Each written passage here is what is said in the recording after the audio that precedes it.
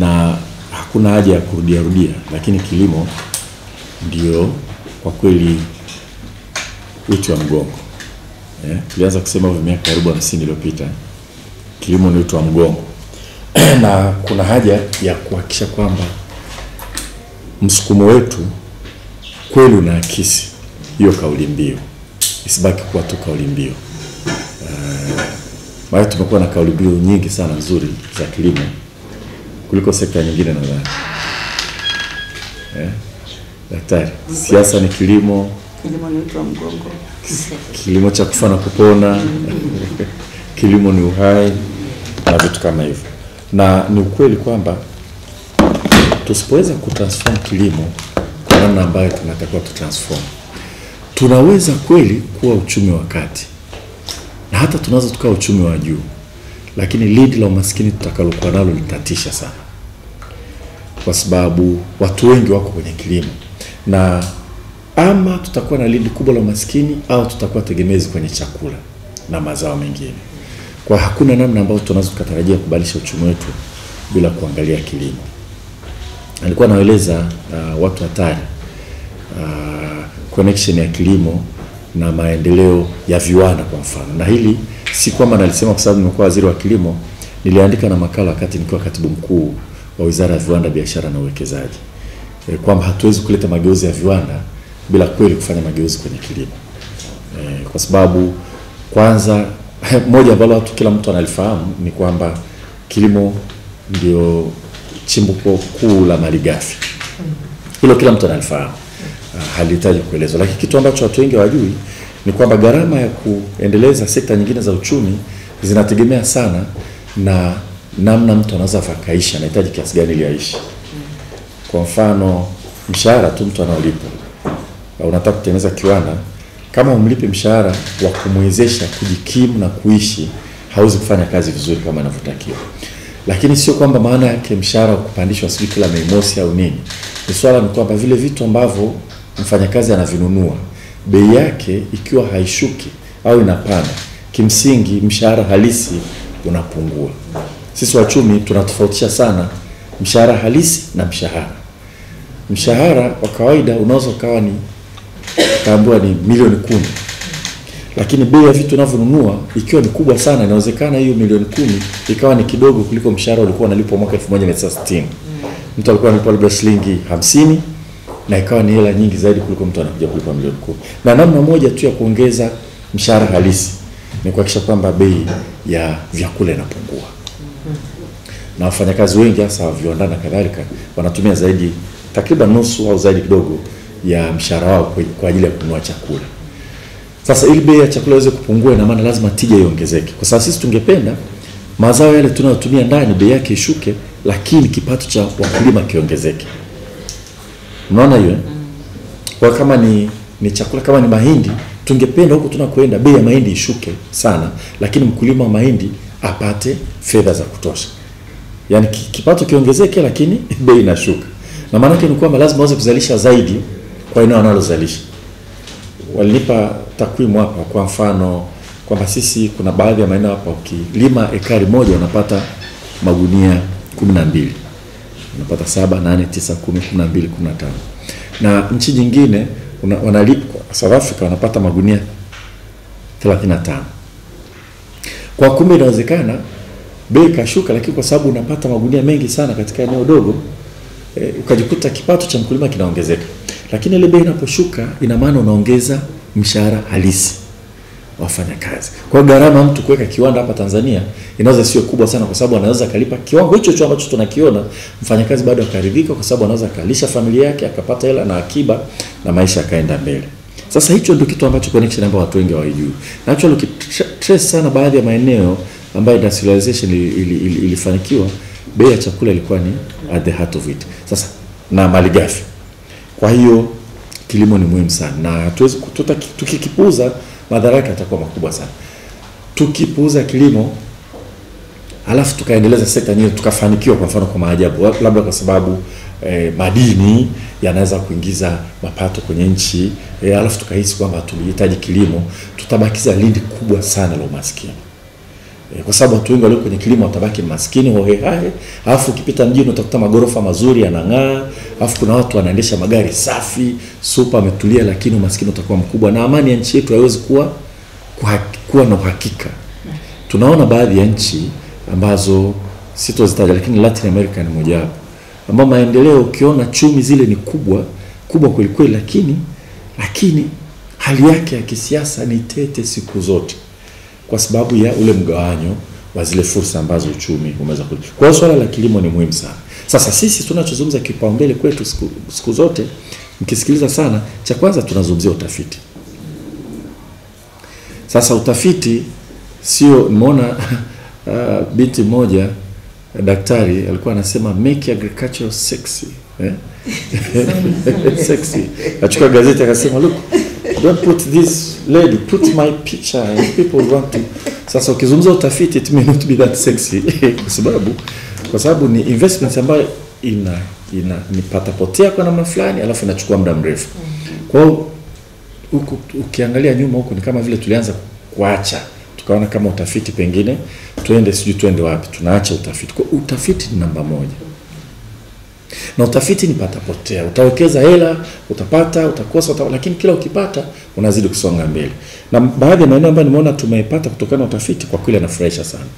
Niliangalia Mtama, ukienda pale Kongwa tu, na bahati nzuri kuna mashamba yanatumia mbegu za kawaida na shamba jingine linatumia mbegu zilizotokana na utafiti.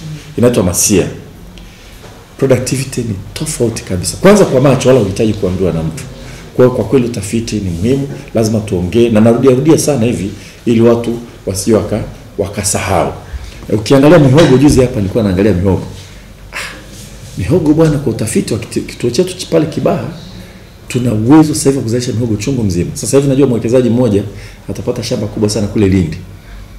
Na tunataka afanye contract farming ili tuuze mihogo China. Lakini bila utafiti kuhakikisha kwamba tunazalisha zaidi kwa hekari, hatuwezi kusogea mbele. Kwa utafiti namba moja, kama ulivyosema mwenyekiti. Hata nyie kuweza kupata mbegu nzuri tunahitaji utafiti. Na utafiti lazima tufanye sisi, kwa sababu vinginevyo tutakuwa tunategemea mbegu kutoka nje. Kutegemea mbegu kutoka nje kama ulivyosema, hatimaye hatuweki mahali pazuri sana. Lakini pili, huko kwingine tunakununua mbegu, agroecological situation yake haifanani sana na kwetu. Kwa wakati mwingine tunaweza tusiweze kuoptimize. Unaweza kuchukua mbegu kutoka India, lakini India na Tanzania inaweza kuwa tofauti. Unaona? Lakini pili, unajenga utegemezi kwenye mbegu. Kwa hiyo na maana masuala mazito sana kama chakula kweli tuanze kuwa tegemezi. Kwa utafiti namba moja. Na hilo tutaendelea kulisimamia kwa muda wote, na tutajitahidi, na tunaanzisha mfuko wa utafiti kwenye budget mtasikia, na tutajitahidi sana kusomesha vijana wengi zaidi. Waende wakasome mambo ya kilimo.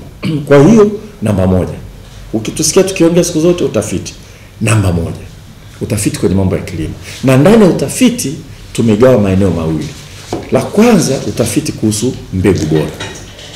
Alafu la pili, utafiti kuhusu kilimo bora, yale mengine yote ambayo yanahusu agronomy na kadhalika. Kwa mbegu inakuwa ya kwanza ndani ya utafiti, kwa sababu tuna uhaba mkubwa sana wa mbegu, mkubwa sana. Hata ukisikiza bungeni wakizungumza, waheshimiwa bunge, alizeti mbegu ziko wapi? Wakati hapa tumeanza kurevamp kilimo cha mpunga na cha changano, Sofia unafahamu? Watu wanasema tupeni sasa mbegu, na tumeidhinisha kuimport mbegu za ngano. Hasitoshi. Kwa hata unavyozungumza, kwa mfano nani Kabaka, nadhani umezungumza. Sijui wewe umezungumza kwamba sasa hivi tunaagiza mafuta ya kula kutoka nje. Actually tunaweza kujitosheleza kwa mafuta haraka sana. Endapo tukiwa serious tu. Na bahati mbaya hatujawa serious. Tukiwa serious kidogo tu, wakulima watapata fedha, tutazalisha mazao ya kuzalisha mafuta ya kula, tutajitosheleza.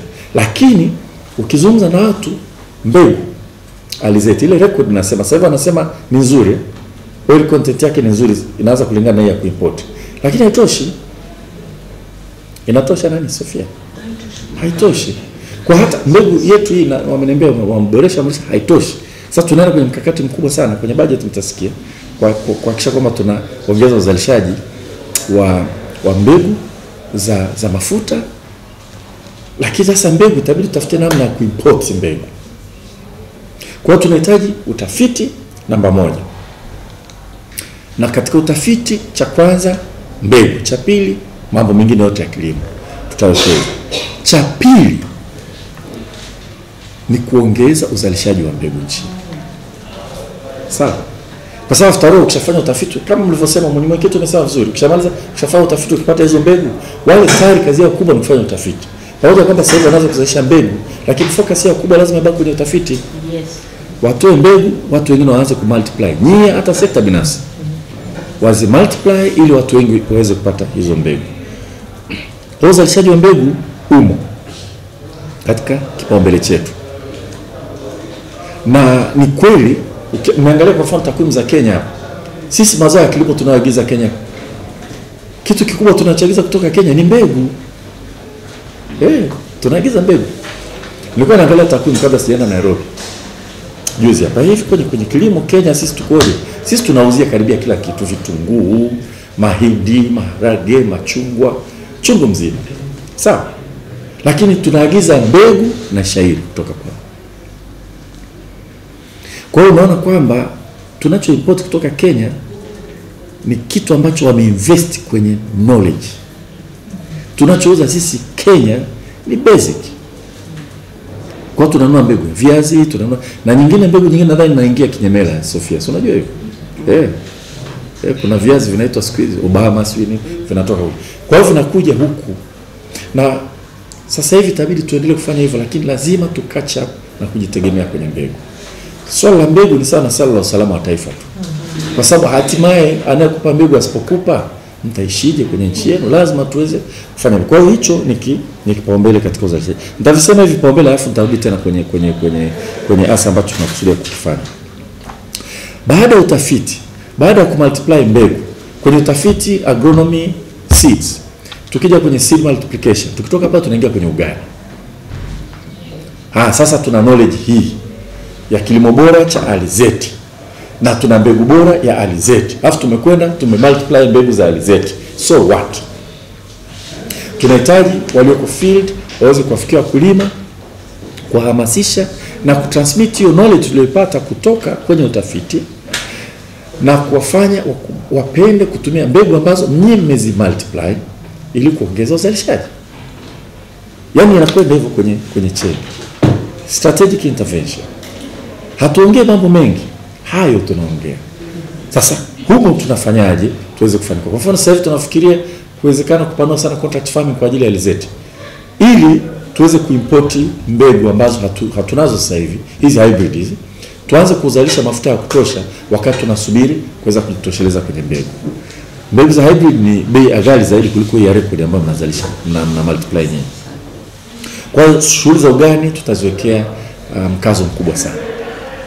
Tutawari train maafisa ugani wetu, tutawapa facilitate kuanzisha mashamba yao, tutawasaidia pembejeo, tutafufua yale mashamba darasa ya vijiji, tunatoa soil kits za kupima udongo, tunawapa mobility kwa kuanulia pikipiki na kuhakikisha kwamba na mafuta, tunanunulia mobile phone kuhakikisha kwamba tunaweza tukatrack their job every day watakapokuwa na file kwenye kilimo na kadhalika na kadhalika. Na hayo tutafanya katika eneo dogo ili tuweze kuwa effective afu tusonge mbele. Waambie waache kelele jamani kwa. Sawa? Of course kuna vitu kama umwagiliaji. Lakini tutaenda kwenye masoko. Sasa masoko kila siku tukisema masoko.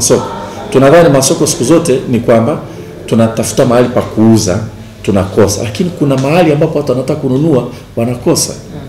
Si ndio? Kwa mfano, sisi tunanunua mafuta ya kula kutoka nje na bei inapanda sasa hivi kwa sababu nyingi tu. Halafu wanaozalisha mafuta ndani hawapati malighafi ya kutosha.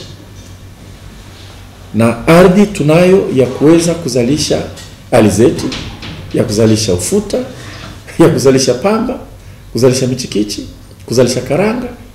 Ardhi tunayo ya kutosha. Na wakulima wapo na wanataka watengeneze fedha. Wanahitaji fursa watengeneze fedha, lakini viwanda hivi vya kukamua ukiacha kimoja tu hapa Dodoma vinapata alizeti ya kutosha labda miezi 3 tu kwa mwaka. Kwa hiyo ndio chain ambayo tunataka tu break kwa kweli masoko.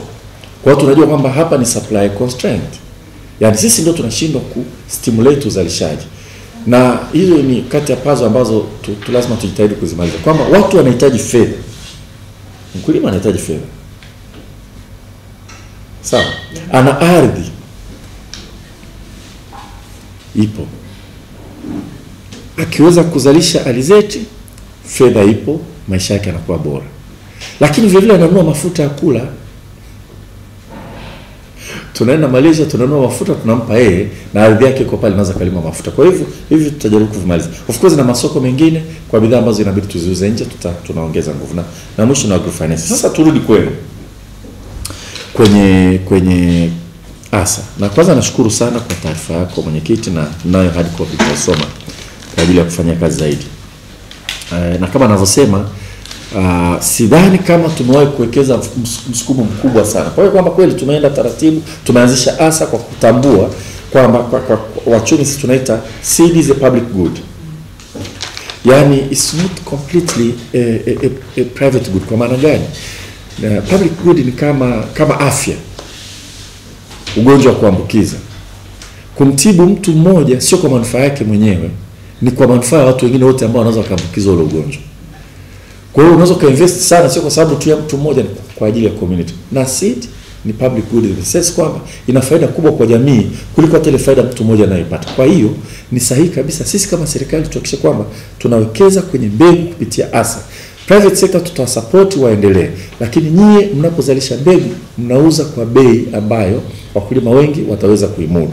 Huko mbele ya safari, kama hali ya uchumi ikipanda sana na wakulima wakawa na uwezo mkubwa, inawezekana swala la mbegu likafanywa kwa kiasi kikubwa na private sector zaidi, wakati nyinyi mnabaki kwa ajili ya kuhifadhi mbegu kama mlivyosema. Zisipotea, ambayo ni kazi ambayo lazima serikali ifanye kazi. Kwa hiyo swala la mbegu la kufana kwa nani, swala la usalama wa nchi. Ni swala la usalama. Mbegu ni usalama wa nchi. Unapoteza mbegu unaanza kuwa tegemezi.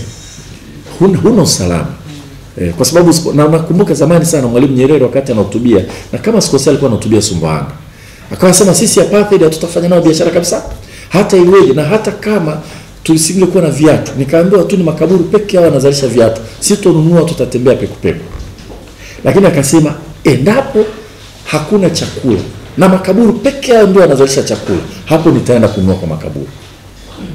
Kwa sababu chakula ni swala la kufana kupona. Na maana yake ni kwamba mbegu ni swala la kufana kupona. Ukishakuwa tegemezi kwenye mbegu, wewe utakuwa control kama inavyowezekana. Kwa hiyo sisi tunahitaji sana tuzalishe mbegu za kutosha, lakini sasa za kutosha ni kwa upande wa ASA. Sasa tutapambana mpate fedha zile ambazo zimekuwa budgeted for zote. Kwa sisi, kwa sababu tunafahamu mwenyekiti Sofia umeshiriki, kazi kubwa sasa hivi ni kuhakikisha kwamba, kwa sababu disbursement rate kwenye kilimo imekuwa around 25%. Ndio inakuwa natania kwamba nasema tuna slogan nyingi sana za kuongea kilimo, lakini no way. Inawezekana miundombinu disbursement rate ni kubwa, kwa sababu ile miundombinu ni muhimu, lakini Wizara ya Kilimo budget yenyewe kiona haifikia hata ile azimio la Maputo la African Union, lakini hata pale ukiona kwenye karatasi hela haziji. Katika hela ambazo tulikuwa tupate kila 100 tulikuwa tunapata mwaka uliopita ni 25 tu zinaingia. Kwa hilo tutaongea na wenzetu hazina, na nadhani tunaelewana kwa sababu tunazungumza, na nadhani kwetu nchi alizungumza kututakachojitahidi sasa hivi, badala ya kusema tunaenda kuongeza hela, tuongeze disbursement. Hela ilikuwa budgeted for itoke. Na kama ulivyosema, kama itoke timely. Au msoma nani Marco?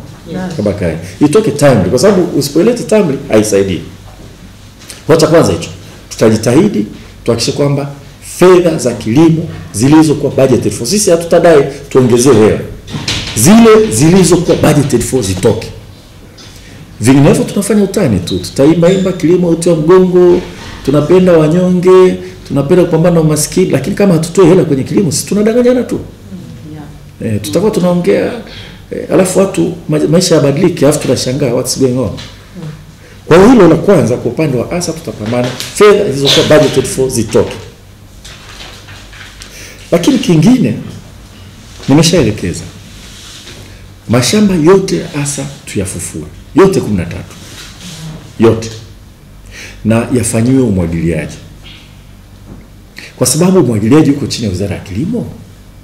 Tumeelekeza hakuna mradi mpya umwagiliaji utakaoanzishwa mpaka tumalize kumwagilia mashamba yote ya kuzalisha mbegu.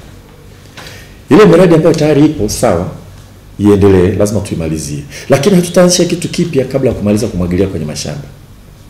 Kwa sababu ni kweli tunapoacha mashamba ya kuzalisha mbegu yanakuwa mapori, tunaleta tu mgogoro kati yetu sisi na wananchi. Kwa sababu nataka mashamba afu wanaona kuna pori hapa halitumiki, unasema ni shamba la asa, shamba la kuzalisha mbegu, mbegu zenyewe hazioni. Wakivamia sasa, baadaye najua mengine imebidi mkate, kwa sababu tushavamia, ameshakaa. Sasa kwenda kugombana na watu kuwaondoa tena haitatusaidia sana.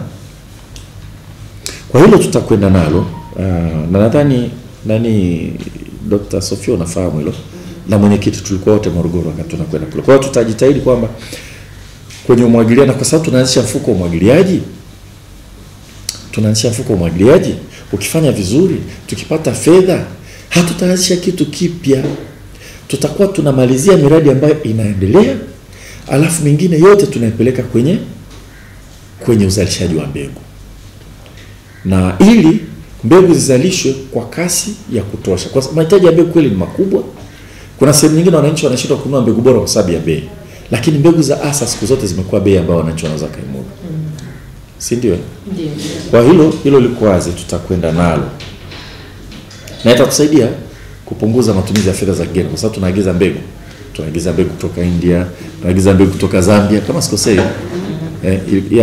Zambia tumeagiza mbegu za ngano. Kwa hiyo kwa mbegu ambazo tayari tunazo, tunachohitaji ni multiplication tu, tunahitaji mashamba yanafanya. Kwa hiyo tutalipigania hilo. Na hili la deni la ardhi tutaenda kuzungumza na Wizara ya Kilimo, kwa sababu kidogo wakati mwingine tuko serikali, lakini wakati mwingine najiulizaga swali sana. Shamba la serikali sio la mtu, bila la serikali. Serikali inadai kodi kubwa, basi hazina ilipo hilo deni huko juu kwa juu. Kwa sababu tukianza kudaiana sana ardhi hii kwa ajili ya mashamba, wakati tunakuwa nitaenda kuzungumza na wenzangu tuone tunaweza tukafanya nini. Mkianza kufanya kwa namna ambayo ni commercial viable, kulipa rent is fine. Lakini sasa nitashangaa, kwa mfano sijui kama ile jengo hapa tunadaiana rent, au shule zetu ambazo zote ni ardhi ya serikali. Kwa hiyo tutajaribu kulizungumza. Kwa hiyo all in all tutajitahidi sana kusimama na asa katika swala hili, kuangalia changamoto nyingine zote ambazo umesema mwenyekiti, ikiwa pamoja na watumishi, kuna vitendea kazi, kuna magala na kadhalika. Lakini cha muhimu niliamua kuwaeleza vipaumbele vyetu, kwa sababu nilitaka mjue kwamba we are so clear about what we want to do. The clarity is crystal clear. Ukiniamsha siku unataka nini kwenye kilimo, I know it. Na imeshaji cascade downwards. Kwa sababu akiongea mimi, akiongea Bashe, akiongea Masawe, akiongea Tumbo, akiongea Nyasebwa, wote sasa hivi tunazungumza lugha hiyo. Hivi ndio vitu ambavyo tunataka tuende navyo, na mbegu is at the center of it. Na tunajitahidi sana huko tunakwenda, na ile nilisema vile vile, kwa sababu tunataka kuchagua mikoa 3 ya mfano kwa ajili ya shughuli za ugani. Na ninachotaka ni kwamba wote nguvu zote tuzipeleke kule, kwa sababu tusipofanikiwa watu tutakata tamaa. So hakuna nafasi ya kushindwa. Mikoa 3 ya kielelezo kuhusu huduma za ugani. Tusipofanikiwa, kwa sababu tukifanikiwa tunaweza sasa kwenda kuongea na wenzetu ndani ya serikali kwamba tunahitaji sasa fedha za kutosha tupeleke huduma hii nchi nzima, kubadilisha kilimo kabisa. Tusipofanikiwa itatusaidia. Kwa hiyo hata asa naomba mjue hilo. Wakati wa mbegu priority itakwenda kule, lakini itabidi to import mbegu, kwa sababu alizeti will be at the heart of it. Pamba itakuwepo katika hiyo mikoa. Na sasa tutafanya, ndio ninasema tutatransform ugani nchi nzima, tunawekeza. Bodi ya pamba najua mtafanya kwa eneo lote ambao wanalima pamba. Bodi ya chai nadhani tunakwenda huko, bado korosho tunakwenda. Lakini mikoa 3 ambayo inaingiza mkoa mmoja unaolima sana pamba, tunachotaka ni kuhakikisha kwamba bwana shamba, nilikuwa naambia watu zamani, mtoto mdogo kijijini ukimuuliza unasoma uwe nani, atakwambia madaktari au bwana shamba au mwalimu, ndio watu wanaowaona wale ajira. Siku hizi nani anasema nataka kuwa bwana shamba? Ile hadhi imeshuka, si ndio? Zamani tulikuwa tunaona wanatembea na Honda Trail. Siku hizi peku kwenda kwa wakulima. Ya unakuta alafu bwana shamba mmoja tu yuko kata nzima. Matokeo yake wengine ukweli hata knowledge imeanza kupotea. Aliniambia mtu mmoja shambani, alimuita bwana shamba ana matango, analipa matango. Bwana shamba ili tunda gani ile? Yeye amemuita mshauri, sasa yule anataka ashauri na mkulima. Mimi swalaumu, tulipuuza kidogo shughuli za ugani. Kwa hiyo lazima tuzirudishe. Na wale waliopo kule wala hatutawaacha, tutawafanyia retraining. Tuna revamp visenta vyetu hivi vya kufanya training. Kimoja kwa hapa Msalata au Biawana sio? Biawana. Tuna kirevamp, tutawaita. Nilikuwa naambia wenzangu bwana, kuna workshop zinafanyika, workshop ukienda Morena kuna workshop hapa, ukienda Serena kuna workshop. Tunahitaji na sisi workshop za wale maafisa ugani, na tuna vituo vyetu. Wanakuja wanakaa wiki 3, tunazungumza hali zetu. Leta mtaalamu kutoka Sokoine, leta mtaalamu kutoka Tari, leta mtaalamu kutoka Oreva, hata kutoka nje ya nchi, kaa pale zungumzeni. Tunaendaje tukienda kwa mkulima, tunamwambia nini na kadhalika. Kwa hiyo hayo ndio yaliopo jamani. Nilikuwa nataka kuhakikisha tu mwenyekiti kwamba we have it in our mind. All we need is to translate it into reality. Na naamini kwa sababu bodi tutaiteua, mwenyekiti tutakuomba uendelee. Tutakuomba uendelee na kazi hii kwa ajili ya continuity. Nitaangalia walioko wengine hapa kwa sababu kuna wengine ukisha serve sijui ngapi na vitu kama vile, tufuate sheria. Lakini chair, I just want to tell you will be there. Tutasaini barua na kumbe anayeteua ni mimi mwenyewe. Kwa hiyo simamia bodi yako hii iende vizuri, msaidie Sofia anachapa kazi. Tunamwona anachakarika, lakini tunataka ongeze juhudi. Unajua mgema ukimsifia. Sawa.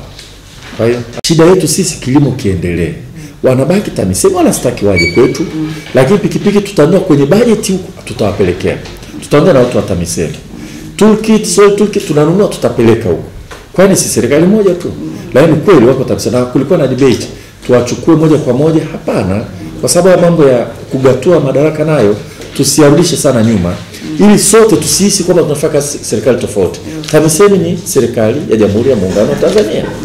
Wizara ya Kilimo ni serikali ya Jamhuri ya Muungano wa Tanzania. Kwa hiyo tutafanya kazi hivyo bila kujali kwamba sisi na nikwambia mwenyekiti, tumekata hela katika matumizi mengine ya Wizara ya Kilimo. Kwa sababu hatujaongezwa budget ceiling. Hajaongezewa. Tumechop, tumekata sehemu nyingine, tumezihamisha, tunanunua pikipiki afu tunapeleka TAMISEMI. And we are quite okay with it as long as the impact can be seen. That's very good. Kuna ile nyingine ambayo nimeipenda ya Agricultural Research Fund. Yes. Yaani kwa sababu kuna wakati moja ilikuwepo na ilikuwa inakata for Ministry of Agriculture na Sokoine University. Yes. Kwa hiyo ilikuwa inasaidia. Yes. Hata kama ila ni kidogo, inakuwa ni kama seed money. Watu wana apply, wana competitive grants, wanafanya research vidogo. Sasa mkirudi ile nadhani itasaidia sana kwa utafiti. Na hasa kwa vijana ambao bado hawajawa na maproject makubwa. Kabisa. Na nina hizi priority nilivyosema hivi. Nikikutana na hawa tunaita wadau wa maendeleo, nawaambia mnataka kuingia kwenye kilimo hapa. Na nimekutana na Agra, makamu wa rais wa Agra alikuja ofisini kwangu, nimemwambia haya.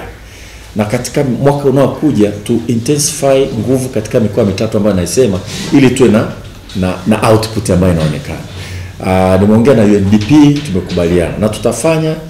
Tashura Luzi Kihupi ni mwenyekiti wa bodi ya ASA. ASA ni taasisi ni wakala wa mbegu za kilimo Tanzania. Na mtu ambaye ni changamoto zipi ambazo naikabili sekta ya mbegu hapa nchini? Sekta ya mbegu na hasa tukizungumzia ASA, changamoto kubwa ambayo tumeiona hasa huwa ni uwekezaji ambao ni mdogo. Katika uwekezaji mdogo maana yake ni kwamba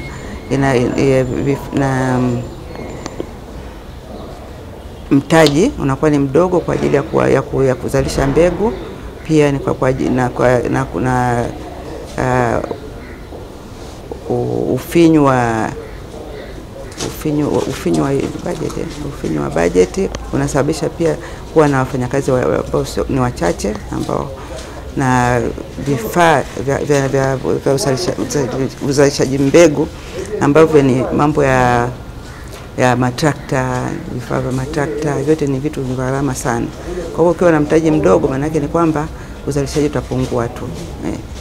Kwa hivyo mtaji ni kitu ni changamoto ambayo tumeiona ni kubwa sana, na pia rasilimali watu tumeshazungumzia hiyo ambayo wanahitajika wa kutosha. Sasa hivi kuna wafanyakazi 204, tunahitaji wafanyakazi 204 wakati waliopo ni 150 tu, na kati hao wengine ni sio wa kudumu. Kwa hivyo rasilimali watu pia ni kitu muhimu tunachohitajika katika uzalishaji mbegu. Kuna ile swala la uvamizi wa maeneo ambayo yalikuwa yametengwa kwa ajili ya mashamba ya mbegu. Hili limekaje na mnatoa ushauri gani kwa serikali ili haya mashamba yaweze kuendelezwa? Linakuja pale pale kwenye mambo ya mtaji. Kwa sababu mashamba yapo, lakini sasa hasa inakuwa na mtaji mdogo ya kuendeleza yote. Kwa hivyo unakuta sasa shamba likibaki kama pori, wananchi ambao wanalizunguka hilo pori wataona kwamba ni haki yao na wenyewe kupata aidha mashamba au makazi. Kwa hiyo sasa kama hasa ikiwa imewezeshwa, ikiwa na uwezo wa kutosha, basi itafungua hayo mashamba na watu hataweza kuyachukua. Waziri ameagiza mashamba yote 15 kufunguliwa. Sijui mnatumia strategy gani ili kuhakikisha kwamba hilo strategy hiyo itakuwa iko kwa waziri, lakini tunavyoona ni kwamba wataongeza mtaji, kwamba angalau kila shamba lifunguliwe, na pia kwenye hasa tuna utaratibu pia wa kukodisha kiasi cha ardhi kwa makampuni binafsi. Hiyo pia itasaidia kupunguza mashamba ambayo yatakuwa ni pori. Kwa hivyo wana kodi, wanalipia ada, wanazalisha mbegu za kwao, na pia hata na zaasa wanaweza kuzalisha. Kwa hivyo itasaidia pia, kwa sababu vinginevyo itakuwa ni vigumu kwa hasa pekee yake kusema inafungua mashamba yote kwa mpigo bila kuwa kuwezeshwa na vya kutosha. Sasa ina mashamba mangapi na yanatumika mangapi? Yako 13. Yanatumika sasa hivi yatakuwa 8 sasa.